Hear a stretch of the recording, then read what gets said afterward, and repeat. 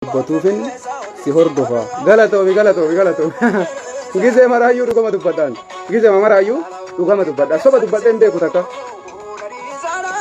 Sheer godhe har'a yoo xiqqaate har'a 500 sa'u nama falligo. Nama 500 barbaada dubbachuudhaaf jechuudha haasaa kiyya jalqabuudhaaf. Egeree Oromoo irraa dubbanna. Egeree Oromoon akkamitti deemuu qaba? Duulli jabaan hayyoota Oromoo irra banamee jira. Warra maalummaa ofiin beeyne wallaaltota tokkoon Oromoo irratti duulli baname. Isii akkanaa ta'an uummata qabsaa'ota keenyarra cal'isiisuun dirqama kenna waan taateef dhiyaadha. Beste mucaa sheer goote. Sheer godhi hunduma isiituu fidi shokolaata.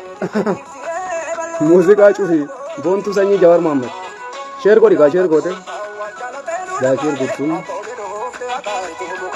Jirra qashtii keenya baay'een amana. Jiraadhu bayaan jirta qalan. Alii Calanqoo. Kanaafati duruu yoo waliin jaalannu rakkoon qabu. Sheer godhi garuu atillee irraa deeggartoota teellee mataa ho'isuun kiyyan oolu warra. Hin afuufta soba. Nama 500 fidaa waan ani suniyaa sa'u rabbi sin agarsiisa. Tigraay lama nun softu sunuu warri rafnaani jette. Akkasi aboo akkana bar ijoolleen qaruuteen hin jirti bar. Ijoolleen qaruuteen ija takka raftu jirti bar. Gowwaa waggaa 20 miidiyaa kanarra taa'ee waan beekne jira hola waggaa 30 Facebook fayyadame. Ufi waa'ee siyaasaa hin beeku. Isuma sana iyyuu seeti Oromoon. Wata kan beeku bar. Sigalee. Eegaa sheer godhi kamaa dirqama keetiif sheer godhuun. Nuti warra gizee kamuu dhugaa wajjin itti cichuudha. Tigraay nutti farsuun iftemo. Ora dhiisee jira. Hanqaata dhiisee. Akka gaafa isaan bulloo irratti duulaniiti dabooti ya guuradhee qabsooti ya takaraa sirriitti deemee jechuudha. Gaafa bulloo irratti duulli banameerraa kaasee qabsooti ya dhaabee jechuudha. Isa kanaaf jecha mee walii sheer godhaa. Eenyuuf fishkaa afuufta ammoo. Amma nama kamiifuu fishkaa afuufu. Laakiin Oromoodhaaf ergaa dabarsu qaba. Jalqaba Oromoodhaaf ergaa dabarsa. Tawaa'ee waraanaa suni dubbiin abbaa qabdi ka. Ta dubbii talola abbaa qabdi. Kaleessallee waan hojjechaa turre hin beekna. Har'a ammoo waan dubbadhu anatu beeka. Isin nama takkatti asiniin jedhe qofa naa fida. Fidaa yennaan hin fiddanii har'a. 500 qofa isinirra barbaada guddas hin barbaadu. Namuma 500 guutaa gurra keessan nazzafadhaa qophaa. Nama tokko isin wanni isin beekuu qabdan. Facebook kanarra waggaa 20 ta'eef nama Oromoo qabsaa'aa wayii seenaa yookaan hayyuu wayii isinitti hin fakkaatin. Hin beekna nu eenyutu hayyuudha. Eenyutu waa beekaa, eenyutu waan beekne hin beekna. Namni umriin isaa waggaa 30 Facebook irra taa'ee miti yookaan YouTube irra taa'ee miti. Kanaafi Gulloon marta garmaa tolaa jedhee Zabiba jirta. Dafi gaameesi eegaa jirra lamit hibee. Sheer gootee dam maaltu jira? Khalid sheer gootan isin hundu? Akkam jirta? Wallahi alhamdulillah akka gaarii jirra. Yeroon amma Oromoodhaaf gorsa babbareedaa dabarsa dhumeenya Tigraay dhufuun nama maal jira sin? Maal jettee barreessi? Januuse aman welfam. Abbaa miiroofta faararraaftu funyooni jedhee bar. Dafii dubbadhu si dhageeffataa jirra gulguu wayii. Dhagee obsaa ilma arsii roobee waan naan jedhu dhageettanii. Na arrabsaa si dhageeffataa jira dafii dubbadhu jedha. Ayyee aboo itti dabali kabiraallee bee koomantii keessan. Duratti ati takka as bilchaataa malee dubbattee beektu. Okay. Jammari askaa si eegaa jirra. Maal waan an jedhe guutaan jirtani har'a. Nama 500 fidaa isiniin jee bara. Profeesarri waan jedhe san fiddan malee hin dubbatu. Waan an jedhe naa fidaa asa fatii jihaad jimma. Kijiba itti makinii. Liina Kamal Asmat assalamu alaikum. Alaikum assalam. Nama salama nu gaafattan salama illee isinii deebisna. Atti muddi karaa sirrii jirta itti muddi. Okay. Zakir Ahmad baga jiraattee Abdiyyee Jimmaa Jiloo Jilicha. Okay. Amit jabaadhu dafii dubbadhu ka wajjin qaana koomantii dubbisaa jira bar. Ila Dr. Muhammad Atillee Mahmud atis dhuftee jirta dubbadhu bakka sadiitti buli. Konka wahii jedha Jamal Siraj galatoomi Jamal Siraji. Abdiyyee Baalee roobee dafi ka mee Itoophiyaa jirra shabakaan hin qabnu. Okay. Wallah warra Itoophiyaa kun garaana nyaattan dhugaa rabbi dubbachuudhaaf. Ahmad Cululle Tigraay tuusi yaame naayi. Anamma Tigraay hin deeggaru.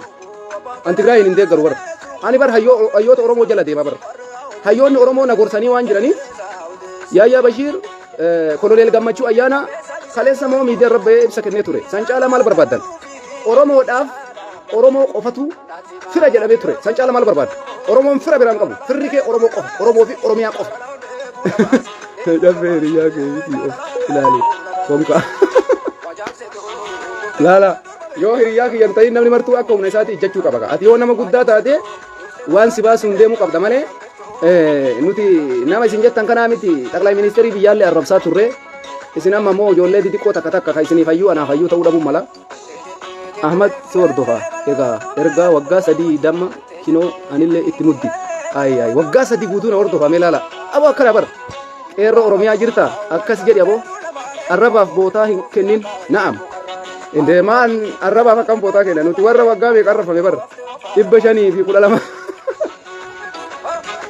Okay Muhammadin achina yaadachiisee jira lakkoofsi guutee naan jechaa jira lakkoofsi an gaafadhe guutee akkatti isin beeyna ummata Oromoo ummata qashti Profeesar Ahmad Cululleen dhugaa rabbii isinitti hima nama kamuu hin jibbu dhugaa dubbachuu irraa buduu bandeebu dhugaa dubbachuu irraa buduu bandeebu nama badii dalagaa jiru nama arge X irra kaayee isinii poosti godha maaliif Ahmad Cululleen nama kanarra X kaayee jala seenaa Facebook isaa jala lalla hayyuu Oromoo jala waan takka poosti hin godhan beekaa Oromoo jala waan takka sheer hin godhan takkatu gaazexeessaan Tigraay bar Oromoof qabsaayaa jiru bar Sterling Gabrasillaasee jala seenee namni poosti godhu Oromoof qabsaayaa jira Oromoo Profeesar Abdul Undura maal dalagaa jirtee gaafadhu nama hayyuu jettee jala baatu maali ka poosti godhaa jirtu eenyuun jala poosti godhaa jirtu hayyuu Oromoo kami maasii dubbate maali poosti goote gaafadha amma booda waan akkana kanaaf oluma kaatanii nutti hin gulufina nuti sababa malee nama tokko dura hin dhaabannu dhagaa isinitti himaa sababa malee nama tokko dura hin dhaabannu fakkeenyaaf ammallee nam tokko dhufee Facebook irratti qabsoon Oromoo qabsoon akkasii dhaabatte isiniin jaa isatu isinii murteessa moo isintu murteessa Oromoo isinii qabsaayaa isiniin jaa qabsoon akkasii dhaabatte isiniin jaa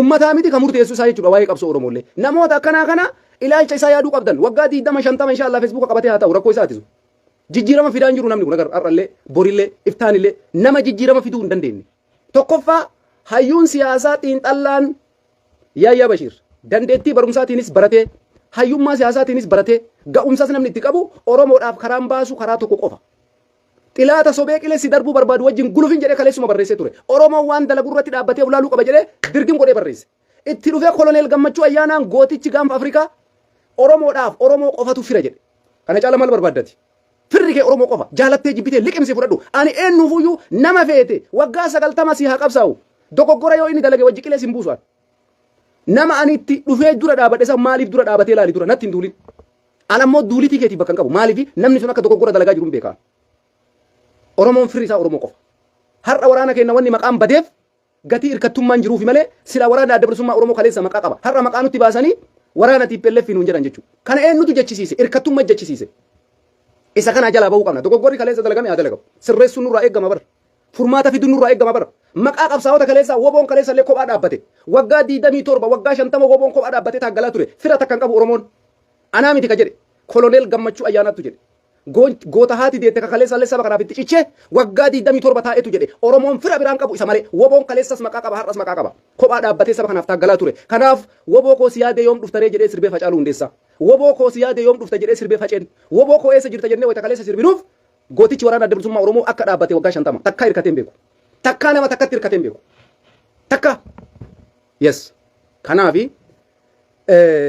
dhaabbata kennaa sirreeffan lolli kuni lola kennaa miti dubbate hayyuun siyaasaa nuti Abiyyi Ahmad deeggaruu miti ogguu akkana jedhu bilchiginnaa deeggaruu miti ogguu akkana jedhu bal'isee yaada bal'aa wayii isinii barreessee ture Yaayyaa Bashiir dhageeffadhu siif hima maal jedhee si barreesse osoo akka dheengadda ka'ee lolli deeme saniin waraanni TPLF dabrasinaa ga'e sun achiin Finfinnee seeneetiniin ka aangoo qabatu taate Jawaariin aangootti ol baasuufi miti marroo dhufee xaqlaa ministeerii godhuufi miti sila har'a Oromoo dhiittaa isaa waggaa 27 dhagaan laphee isaatti kennee diratii isaatti kennee guyyaa tokkotti irreecha irratti nama 800 nurra ajjeesanii lafee qeerroof qarree barattoota seenna yuunivarsiitii keessatti bakka takkatti daaraa godhanii Junaydii Saaddoo haqa maalii waqqafama yaadattanii kan pirezidaantii naannoo Oromiyaa Junaydii Saaddoo yuunivarsiitii keessaa barattoota Oromoo akka jiru jumlaan baasanii calii calanqoo godhan waraanni adda bilisummaa Oromoo waggaa 30 isaan kun biyyarraa baasanii Eeltiraa keessa ture Jaal Daawud Ibsaa gaafadha Oromoo fira biraan qabdooti uf malee Abiyyi kuffisuu barbaannaan akka Oromootitti haa dhaabbannu Oromoo taanee haa kuffisnu nutu kaleessa illee isa achiin ga'e har'allee nutu isa kuffisuu qaba nutu isa kuffisuu qaba akka Oromootti dhaabanne waraana adda bilisummaa Oromoo kaleessallee kennaan beekna har'allee kennaan beekna Oromoon gara kamittuu woboo jibbeen beeku laakiin dogoggora dalagame sirraa'uudha qaba dhaabbata keenya sirreeffachuu qabna isinitti hima warri kun har'a yoo borii fiftaan aangoo qabatan waraana adda bilisummaa Oromoo ajajaa ol'aanaa woboo fidanii xaqalaa ministeeriin godhan kana quba qabadhu halkan takkatti finfinnee seeneen Dabratsiyoon teessoo sanirra gattaa'een waraana adda bilisummaa Oromoo irratti pilaanii jijjiiranii maqaa xureessanii xilaata Itoophiyaatti jedhanii duula rabbananii Oromoon akka kaleessaatitti dhiitama jechuudha kana liqimsuu qabda Oromoon hundi Jawaar caalan beeytan isin Baqqalaa Garbaa caalan beeytan Koloneel Gammachuu Ayyaanaa caalan beeytan qabsoollee isaan caalan qabsoofne dhugaa Oromoollee isaan caalan beeytan isaan maaliif dammaramuu dhaban garasitti Abiyyi naga fedhe badaa yoo ta'e maaliif isuma dura dhaabatanii nu hiitu nu hidhii nu ajjeeftu nu ajjeesi jedhanii maa isa muggutan isaan kana caala isin Oromoo qabsooftan tokko dhufee waggaa 20 Facebook irra taa'e Oromoo kana si baasa xilaanni keenya waloodha siin ja'a si gowwoomsaa bar nuti waa baay'ee baranne waa baay'ee arginees engadda gaafa Jawaar Muhammadidhaa jiru mitsiginnaan balleessite jennee irra duulaa turre Jawaar hiikamee jira har'a Jawaar gaafa hidharraa gadi ba'e hoggansi Tigraay aktiivistiin Tigraay gaazexeessaan Tigraay hayyuun Tigraay hundi Jawaar Muhammadiif aangoo naa kennamu Abiyyiin achi haa ka'u xaqlaa ministeerii Jawaaraa ta'u jennaan qabaa gadi nu dhiisaa jedhan qabaa gadi nu dhiisa osoo wanni fedhe galee Jawaar Muhammad muummicha ministeeraan ta'u jedhanii kakatan maaliif jennaan waggaa 27 kana namni nu jala seenee miila nu jala hare qeerroo bitaa mirgaa nutti kaasee akka nu gadi hin dhaabanne namni nu godhe Jawaar Muhammadi kanaafuu Jawaar Muhammad Abiyyi jaalaa badaadha xaqlaa ministeerii ta'uu hin qabu jedhanii duula banan nam tokko har'a gadi ba'ee isaan kana wajjin dhaabadhaa Oromoo xilaanni kenna waloodha isiniin ja'a nama kana wajjin dhaabbattaa Oromoo dhaabattaa nama kana wajjin Jawaar Muhammad har'aan akka paartii KFO'titti rakka yakka ummata Tigraayitti raawwatame irraallee bilisa jedhee fudhadha badii ummata Tigraay raawwate irraallee bilisa jedhee fudhadha gara kamittuu qabu hin deeggarre nama silaa osoo aangoon kennameef illee nama kamiifuu qixxummaan ilaalu jedhee amana gaafa isaan Jawaaritti aangoon kennamuu qabu Abiyyi caalaayyuu Jawaar badaadha isaan jedhan qabsoon isaanii qabsoo aangoo akka taate hubadhe jechuudha gaafa san miidhaa ummata Tigraay irratti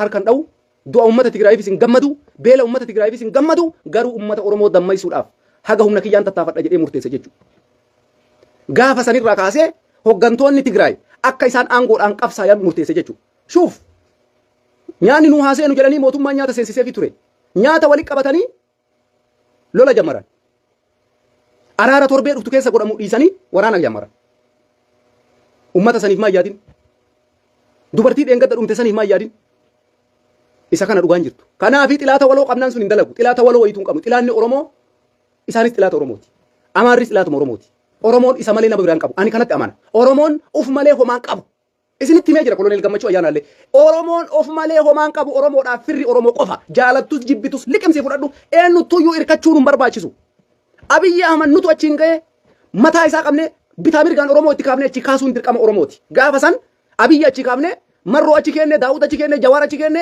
Oromootu achi kaa'uu danda'a irkattummaadhaan yoo Abiyyi kuffifne akka aangoon argannellee beeka ofin dogoggorsiin ilmi Oromoo irkattummaadhaan Abiyyi Ahmad yoo achi kaafne akka namatti irkattee isa kuffifte hin dagatin namichi ati irkatteetiniin Abiyyi garagalchite sun aangoo siitiin kennu beeki liqimsi fudhadhu tana seenaan si gaafata viidiyoo kanallee kaadha kaayadhu ani kaleessa Dabratsiyoonii boottanaan jechaa turan Geetachoo boottanaan jechaa turan akka gaafa Jawaarii dhaabee isaan Jawaar irratti duula bananiiti nu malee namni biyya bulchuu hin jiru nu malee namni dandeettiin qabu jechuu isaanii gadi tararee hubadhe Abiyyi takka deeggaree miti Abiyyi yoo taate Oromoodhaa homaan goone jaalatte jibbite laakiin ammoo isa kuffisuun duratti Oromoo ta'uu nu barbaachisa akka Oromootitti isa kuffisuu qabna ilaala erga qeerroo qarree woboo KFO maalii osoo hin jenne akka Oromootitti Abiyyi kuffifne waan Oromoon dalayneemi nama kenna nama nuu ta'u achi kaa'uu qabna irkattee dhuftee irkattummaan kaleessallee waan nu gooteen beektan 91 akkanuma ture qabsoon Oromoo waboon dabalatee fincilli barattoota yeroo geggeeffamutti Mallas Zeenaawii fa'aa wajjin dhufaniitiin mootummaa san kaasuu danda'an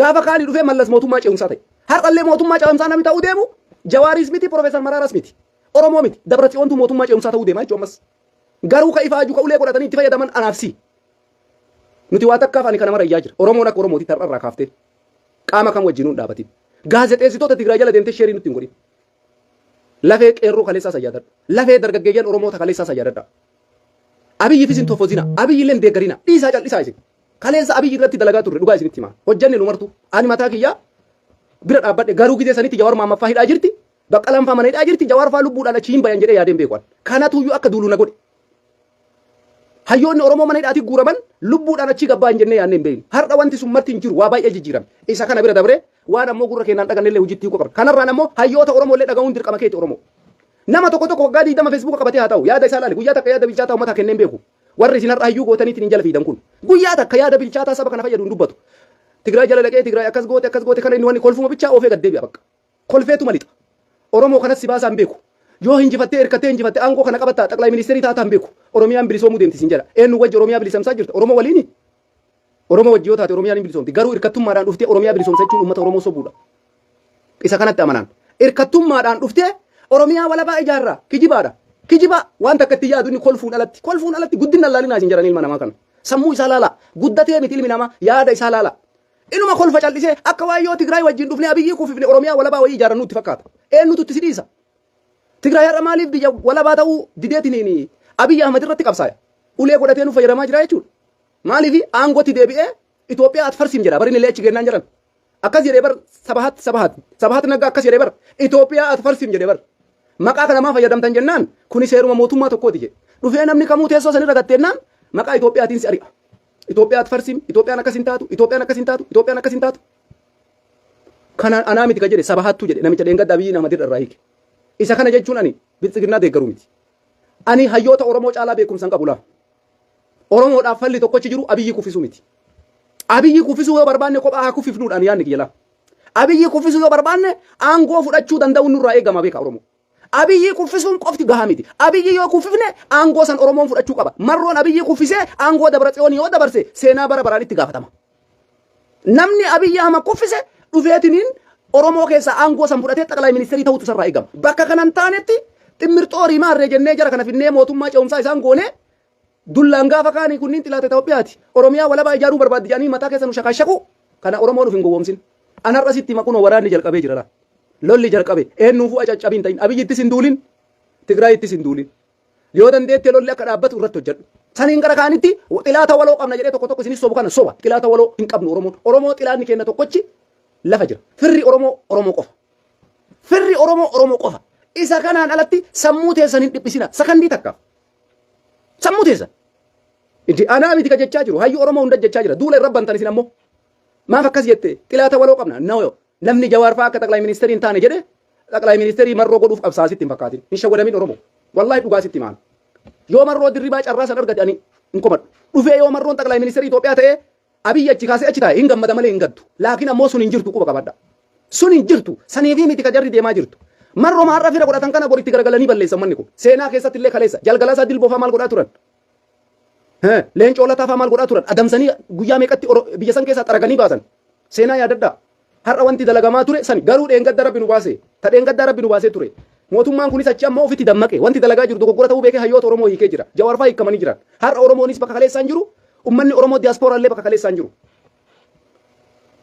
isa kana falli jiru tokko haa taanu nu akka Oromootitti Abiyyi jiisinu eega maaliif jennaan aangoo nutu fudhata waan taateef yoo Oromoo humna kennaan Abiyyi jiisuu dandeenye nutu aangoo fudhachuu danda'a garuu gaafa hirkattummaadhaan isa kuffifne warri humna nu caala qabu sun akka aangoo nutti hin kennine hin irraanfatina isii tana hundi keenya ufamansiifne Oromiyaa walabaa warra siin jedhu kana hin soban Tigraay wajjin Abiyyi kuffistee Oromiyaa walabaa ijaaruu dandeessu takka hin jiru wallaahi kakadha sin dhiisu mootummaan Tigraay inuman gowwoomin Oromoo Tigraay wajjin Abiyyi kuffistee mootummaa walabaa ijaarra Oromiyaa walabaa ijaarra jarri siin jaan kuni soba adii osoo wanni fedhe galee akkati Oromiyaa walabaa ijaartu sin ajamu mootummaan Tigraay sila har'a Tigraay walabaa ijaarra bar Dabratsiyoon maaltu lola isa barbaachisire kagaafa san carraa kana isinii kennee Oromiyaa walabaa akka isin ijaartan isin ayyamu hedu maaliif har'a Tigraay walabaa ijaaree Tigraay hin tenne namni dhufee Tigraayin keessaa bahi jechaan isaan jiru maaf achi taanii achitti Tigraay walabaan ijaarre dhufee kana aangootti deebi'ee Abiyyi kuffisee Oromiyaa walabaa akka ijaartu carraa si kenna akkanatti si gowwoomsaa jira namni ati hayyuu jettee jala deemaa jirtu hin gowwoomin ifaajee keessaniin Abiyyi achi ol baaftan yoo dandeenye Abiyyi Ahmad akka Oromootitti kaanee haa kuffifnu osoo kutaa waliin qoodin osoo kaaban jedhin osoo kaban jedhin osoo woboon jedhin osoo kaafaa'oon jedhin tokko taanee akka Oromootitti Abiyyi achi kaafne nama jaalannu achi haa kaannu isii tanatti amanaan saniin gara kaanitti dhuftee waa'ee Tigraay irratti ati amma booda ani sin ayyamu kan nama dhufee waa'ee Tigraay sheer godhu hundi keessanitti bobba'a hayyuu miti namni sun isin irratti dalagaa jira dhugaa siif hima xilaata waloo hin kijiba xilaata Oromoon dhuf malee homaan qabu dhageeffadhu hayyuu siyaasaa yoo Ahmad Culullee jibbite koloneel Gammachuu ayyaanaa dhageeffadhu sitti hima ana na jibbuu dandeessa an akka dhuunfaatitti na jibbuu dandeessa garuu koloneel Gammachuu ayyaanaa jaala hin jibbitanii isallee hin jibbitanii waan inni jedhellee hin fudhattanii rakkoo keessan Oromoo wal malee homaan qabu uf malee homaan qabdan namni aangoo sii kennu hin jiru qabsaa eddee Habibi bar ummanni Tigraay Dabratsiyoon dheengadda bar dhalattoota Tigraay namni waraana kanaaf hin lolle qarqaarsa Tigraay keessaa barbaachisuun argatu jedhee itti murteesse bar Oromoo bilisa baasuuf kana godhaa jira akkuma isin jettan kana waraana adda bilisummaa Oromoo xaqlaa ministeerii godhuuf kana godhaa jira Sammuu hiikkadhu ijoollee qaalii itti kafalaa jira. Wareegama qaalii itti kafalaa jira. Kaleessas akkasii aangoo qabatan. Har'allee sanitti deemaa jiran malee ilmaan lafaa dhuftu shamarran akka isin agartan kichuu kana ibiddatti wanni naqaa jiraniif isin yaadaniitii miti. Oromoo bilisa baasuufi miti. An dhugaa jirtu gurratti siima. Hin gowwoomin Oromoo. Ani Jawaar caalan beeku. Maaliif akkanatti akka nama wallaalaatti callisee ta'a Jawaar? Profeesar Maraaraan Guddinaa maa callisee ta'a harka maratee? Jaal Daawud Ibsaa maa harka maratee ta'a? Koloneel Gammachuu Ayyaanaa maa harka maratee ta'a? Dubbiin akkasiin badhee teettanii lafa dhiittan sanii miti. Oromoo waan barbaadu argachuu barbaannaan Abiyyi ofii isaatii kuffisuu qaba. Oromoo waan barbaadu bahuu barbaannaan Abiyyi ofii isaatii kuffisuu qaba. Oromoon akka Oromootitti. Ila gaafa kana bu'aa argatta Oromooti. Ansiin soo bulaa. Bu'aa barbaaddu argachuu barbaannaan aangoo barbaaddu fudhachuu barbaannaan Abiyyi akka Oromooti kuffisa. Eeka hayyoota Oromoollee dabaladhaa. Oromoo osoo kutaa takka addaan hin baasin tokkummaadhaan akka kaleessaatitti karaa itti cuftanii qawween buustanii gara feetaniin buusa. Saniin gara kaanitti hirkattummaan Abiyyi karaa qabnee aangoo argannaan dhaloota kaleessa ifaajee isaatitti ashuufudha. Ijoollee kaleessa lubbuu isii wareedee wareegama qaalii qaba. Hacaaluulleen isin dhaamee du'e waan kana. Osoo waan feetan taatanii jara karaan firan ta'inaa isiniin jedhe Hacaaluu Hundeessaa. Hacaaluullee ma jaalattan jedhee yaadaan. Ani kana kan isiniin jedhuuf warra Facebook irra taa'ee isin gowwomsuu barbaadu jira. Nama dhufee xilaata waloo qabna isin jedhu jira. No. Namni Jawaar Mohammad dura dhaabate isaa waa mararraa bilisa qabsaa'onni Tigraay jechuudha. Oromoof akka jarri bu'aa takka buusuudhaaf hin deemne achirraa wadhu. Kana amanuu barbaadnaa yaada ilaalchisaan Jawaar irra qaban gattaa ilaale. Dheengadda irra duulaa dhaqanii aangoo qabachuu deema jedhanii lolaa dhaqanii dadhabnaan maal fidan beektan isanumaa irratti Jawaar Mohammad haftaamii biliyoonarra ta'e jedhanii dhufan. Mallayni baankii guutte birrii miliyeena 90 qaba jedhan doolaara miliyeena 90. Kanaan itti dhufan jechuudha. Maaltu kana mara isaan dubbise? Isa wirdatii godhuu maqaa isaa balleessuu maqaa xureessuu waan akas ga'u dalagame. An kana waan beekuuf uummata kiyya gorsuu barbaada. Isii tana hayyoota Oromoo jala haa dhageenyu. Hayyoota Oromoo jala haa dhageenyu. Gorsa hayyuun Oromoo isinii dabarsu fudhadhaa. Firri kee Oromoo qofa. Gobiin keellee Oromoo qofa. Har'a fakkeenyaaf gaafii takkasii kaasa. Ummata keenya beela'ee Oromiyaa keessa dhumaa jiru. Beela'ee ka Baaleetti dhumaa jiru. Beela'ee ka Boorana dhumaa jiru. Beela'eetiin ka Harargee keessa dhumaa jiru. Namni birmataa jiru eenyunni? Ummata Oromooti. Beeloftee garaan keessi dhooqee duuda wasi tuqe nama kee kasi dhaqqabaa jiru Oromoodha. Beelaa ka beela sii baasaa jiru Oromoodha. Oromoo wal malee waan takka hin qabdan. Wal malee waan takka hin qabdu. Amaara guyyaa takka sii birmate agarte. Tigree guyyaa takka abbaa qabeenyaa Tigraay ka beela Oromootii birmate agarte hin jiru. Oromoo of malee waan qabdu. Beeloytus dheebottus walirraa tolta. Dhukkubsattus walirraa tolta. Ufii kennaayyuu wal ajjeefne irra bu'aa qaba isinitti himaa. Xilaanni dhufee nu ajjeesurra ufii kennaa wal ajjeesaa yoo wajjin jiraanne irra gaarii. Antana filadha. Dhugaa jirtu siif hima. Ufii kennaa wal ajjeesaa wajjin yoo jiraanne turra furmaata. Hin beektan isin martuu qabsoo waggaa 27 gootan. Kana yoo jennu deeggara Abiyyi ta'uu miti. Oromoon fira biraan qabuudhaan walumaa galatti. Xilaanni kenna nuti akka Oromootitti firri kenna Oromoo qofa. Oromoo ogguu jennu akka isin gandaan qooddanii isin ijoollee miyyeeti. Ilma Mililik. Ahmadati ilma Milik. No, ani ilma Mililikii miti. Kun hojima keessaniis waan feetan jira. Laakiin Oromoo nama maqaa Oromoo dhaayatu firri isaa akka biraan jiru. Dhaamsa kana uummata keenyaa dhaamuu barbaada. Dhaloonni kun dhaloota qaruutee ta'a. Hin dogoggorina, hin shawwadamina, dhugarra dhaabbadha, haqarra dhaabbadha. Abbaan fedhe waan fedhe. Mee ilaala namoota tokko jiran. Hayyuun Oromoo waan fedhe yoo barreesse jala sheerii hin godhan. Takkatu dhufee gaazexeessaan Tigraay waa barreessa. Jalqaba ka sheerii godhu Oromoodha. Maali eenyuuf qabsaan isaan kun? Hatta waraana adda bilisummaa Oromoo jala dhaqanii sheerii hin godhan. Viidiyoo tokkicha waraanni adda bilisummaa Oromoo poosti godhu jala sheerii hin godhan. Fiiganii dhaqan bakka garasii poosti hin godhan. Maal jechuu kun? Mataa nu dhukkubsan bakka dirqama irraa dubbachuu barbaachisee jira jechuudha. Kanaaf hin dubbadhe. Kanaaf waan godhe hundaa godhe. Dhugaa jirtus isin himee jira adda baase. Uuf malee homaan qabdu Oromoo. Dhukkubsattus kasi yaalu Oromoo. Duutus kasi awwaalu Oromoo. Ufii kennaa wal ajjeesaa wajjinaa jiran. Isa dhumaatitu. Isin galee isii tan akkasitti liqimsaa fudhadha. Inni biraa waa'ee waraana amma ka'e irratti dhaamsa mootummaa fi uummata Tigraay illee dabarsuu barbaada. Akka nama wallaalaa tokkootitti. Tokkofa irratti waraanni kun jalqabee jira. Already gara sadarkaa waraana guddichaatti deemuudhaaf deema. Mootummaan waan kaleessaa caalaa humna cimaa fayyadamnaa jechaa jira. Tigraayis gara kennaallee qophoo qabna cabsinee keessaa baanaa jechaa jira. Waa takkatti mootummaa Itoophiyaatii fi mootummaa Tigraay illee gaafachuu barbaada. Akka nama tokkootitti. Hayyoonni Oromoo illee waan kana akka gaafatan dhiyeessuu barbaada. Tokko lolli kun osoo seeraan jalqabee meeshaa gugurdaadhaan waliin rukutiin duratti dhalattoota Tigraay ijoollee daa'imman dubartii ulfaa jaarsolee naannoo nageenyi isaanii eeggamutti akka siifaman kana mootummaan addunyaallee dhiibbaa godhuu qaba. Mootummaan Tigraayis dhiibbaa godhuu qaba. Mootummaan Itoophiyaallee dhiibbaa godhuu qaba. Hayyoonni Oromoolee dhiibbaa godhuu qaban. Fakkeenya lola addunyaa irratti dheengadda geggeeffame san yoo laaltan lola dhaabanii ummata nagayaa bakka waraanni itti geggeeffamu hedduu keessaa baasan. Agartee dubartii ijoollee daa'imman achi keessaa baasanii booddee waraanni wal lolaa ture jechuudha. Har'a carraa kana gaafachuu qaba mootummaan Itoophiyaa. Mootummoota addunyaallee kana gaafachuu qaba Abiyyi Ahmad. Tigraayis kana gaafachuu qaba. Ummata nagayaa Tigraay keessa jiru dubartii ulfaa ijoollee daa'imman hatattamaan warri fannoo diimaa kuni bakka nageenyi isaanii eeggamutti bahuudha qaban. Dabratsiyoon yoo akka jedhe san waraanaan cabsee keessaa bahe haa mokkuru. Abiyyiin Ahmadis uummata nagaa rukutuu keessaa bahee akka dhiibbaan isarratti hin godhanne dippiloomaasii illee hinjifachuuf. Uummata Tigraay nagayaatu rukutame, dubartiin rukutame, daa'imman rukutame kana jalaallee hafuudhaaf hatattamaa wanti kun amma osoo lolli cimaan hin jalqabiin waamichi godhamuudha qaba. Loltuu Tigraayii fi loltuu Itoophiyaa qofa waliin gadhiisan jechuudha. Akkuma dheengadda addunyaan Awurooppaan dalaydisan. Lola asitti Raashiyaa fi Ukireenii jidduu geggeeffame waamicha kanatu godhame. Uummanni nagayaa akka ba'uuf lola dhaaba. Agartee gaafa dirooniidhaan Abiyyiin jammare dirooniin nama nagayaatii daa'ima jaarsaa ijoolleen jettu. Isa kanaaf jecha hayyoonni Oromoo warra lola barbaadu lamaan jalaa gora. Gaafii tana addunyaa gaafadha. Gaafii tana Abiyyi Ahmadis gaafadha. Mootummaa Itoophiyaa illee gaafii kana dhiyeessaafi. Dubartiin ulfaa, daa'imman, jaarsoleen, namoonni dhukkubsatan, qayi masqaliin warri fannoo diimaa fuudhee eegumsi isaanii nagaan eeggamuu qaba. Nuti uummanni Tigraay akka miidhamuu hin barbaannu. Lola kanas akka deebi'uu hin barbaadu. Eega deebi'ee lolli deebi'ee jedhama bakka. Edana yookaan sadarkaa cimatti seenuu danda'a. Sidii galee isa kana falli Oromoo tana gaafadhu sitti himaa. Tuni namummaadha.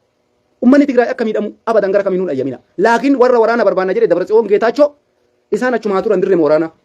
Uummanni nagayaa bahuudha qaba. Uummata jala dhokachuun dhaabbachuudha qaba lola ammaa keessatti. Uummata da'oo godhatanii lola geggeessuun dhaabbachuu qaba. Uummata keenya tokkas ta'ee miidhamee uummata keenya rukutamee dhaabbachuudha qaba. Kanaafi mootummaan pilaaniidhaan deemuu isa barbaachisa. Uummata nagayaatiif bootaan godhamuudha qaba. Dubartoota Tigraay miskiinaaf bootaan godhamuudha qaba. Waxxaatiin akkuma isin beektan isaanuu gadi hin furan dargaggeeyyan jechuudha waraanaaf itti waan hajamaniif san akka barbaadanitti dargaggeessa isaanii halolchiisan. Nuti kana keessa hin gallu. Laakiin uummanni nagayaa akka hin ajjeefamne. Uummanni nagayaa uummanni Tigraay akka hin miidhamne. Lola barbaanna eega jedhan hawa shakan. Nun ilaallatu. Ani garuu cabcaabii miti eenyuuf iyyuu. Uummata du'aa jiru gidduu lamaanittu dhaabachuudha qaba. Oromoo tana gaafadhu akka namummaatitti. Hayyoonni Oromoo illee tana gaafadha. Dubartii Tigraay, daa'imman, dubartii ulfaa, jaarsolee ama dhaabbanni mootummoota gamtoomanii Antoonii Guutarees ibsa baasee jira. Hedduu rifadhee jedhe. Waraana amma deebi'ee ka'een hedduu rifadhee. Waraana kana maaloo hatattamaan dhaabaa gara nagaatti deemaa jedhee ammallee ibsa baase. Hedduu rifate addunyaan. Isa kanaaf ammoo mootummaan Itoophiyaa humna amma jedhu kanatti osoo hin seenne waamicha kana dabarsuu qaba jalqaba. Manguddoo daa'imman ijoollee mootummoonni gamtooman warri fannoo diimaa Abiyyiin amananii fakkeenyaaf isaan ummata kana bakka nagayaa bakka qabeenyi bakka nageenyi isaanii eeggametti akkasiisan. Bakka nageenyi ummata kana eeggametti maaliif nuti jarana ummata Tigraay irraa rakkoo hin qabnu kaleessallee sagalee taa'aa turre. Har'allee ani kanuma jedha. Ummanni nagayaa akka hin duune dubartiin akka hin duune daa'imman akka hin duune Abiyyi Ahmad kan har'arraa kaasee waamicha dabarse. Hayyoonni Oromoollee kaleessa mana hidhaa turtan har'a mana hidhaa hin jirtan. Furmaata kana barbaadu isinirraa eegama. Yoo dandeessan ammoo lolli kun akka kana caala hin cimne akka lolli kun asuma dhaabbatuuf fala barbaadu. Lubbuu hedduu wareegame. Gara lamaanirraa iyyuu kaleessa. Kuni yaada kiyya. Jaalattanii jibbitanii ani yaadni furmaata isa kana jedhee ilaala.